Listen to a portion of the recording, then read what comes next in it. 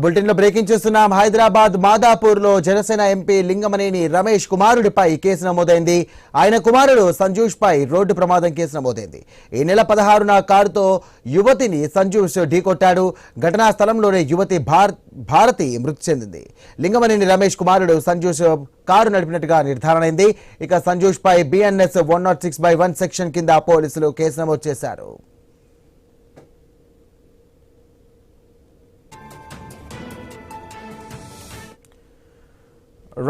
హైదరాబాద్ మాదాపూర్ లో Janasena MP Lingamaneni Ramesh కుమారుడిపై case నమోదైంది. ఆయన కుమారుడు సంజూష్ పై రోడ్డు ప్రమాదం కేసు నమోదైనట్టుగా తెలుస్తోంది. ఈ నెల 16న కారుతో ఓ యువతిని సంతోష్ ఢీకొట్టాడు. ఇక ఘటనా స్థలంలోని యువతి భారతి మృతి చెందింది.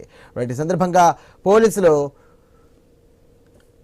కేసు నమోదు చేసి దర్యాప్తు ముమ్మరం చేశారు. ఈ సందర్భంగా ఇదే అంశానికి సంబంధించి మరిన్ని డీటెయిల్స్ అందించడానికి మా కరెస్పాండెంట్ పవన్ సిద్ధంగా ఉన్నారు. పవన్, జనసేన ఎంపీ లింగమనేని రమేష్ కుమారుడు సంజూష్ పై మాదాపూర్ పోలీసులు కేసు నమోదు చేయడం జరిగింది. ఈ నెల 16న అంటే ఆగస్టు నెల 16న జరిగిన రోడ్డు ప్రమాదంలో ఒక యువతి మృతి చెందిన ఘటనలో సంజూష్ కారు నడిపినట్టు పోలీసు ఇప్పటికీ నిర్ధారించారు. అయితే ఈ నెల 16 తేదీన మాదాపూర్ పరిధిలో ఈ ప్రమాదం జరిగింది. లింగమనేని కుమారుడు సంజూష్ అటు నడుస్తున్న కారు అత్యధికంగా వచ్చి యువతిని అయితే భారతిని ఢీకొట్టింది.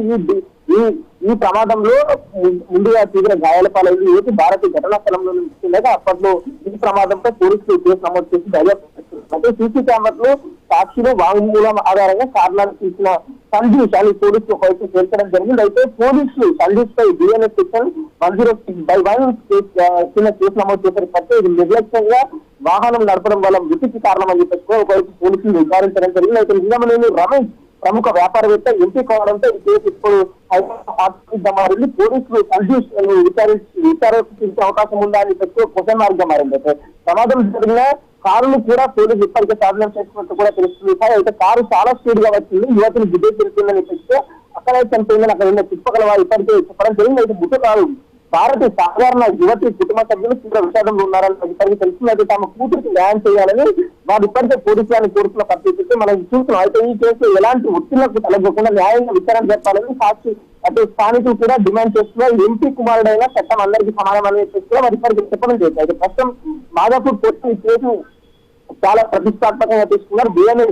106/1 కేసు నమోదు చేసిన తర్వాత తదుపరి చర్యలు వేగవంతం చేస్తామని చెప్పి ఒక పోలీసులు చెప్పడం జరుగుతుంది. అయితే సంజూష్కు నోటీసులు ఇచ్చి విచారణ చెప్పడం, డ్రైవింగ్ మద్యం సేవించి నడపాలనే విధంగా కూడా విచారణ జరిగే అవకాశం ఉందని చెప్పి పోలీసులు ఇప్పటికే చెప్పడం జరుగుతుంది. అయితే ఈ కేసులో బాధిత కుటుంబానికి న్యాయం జరిగే వరకు థ్యాంక్ యూ పవన్.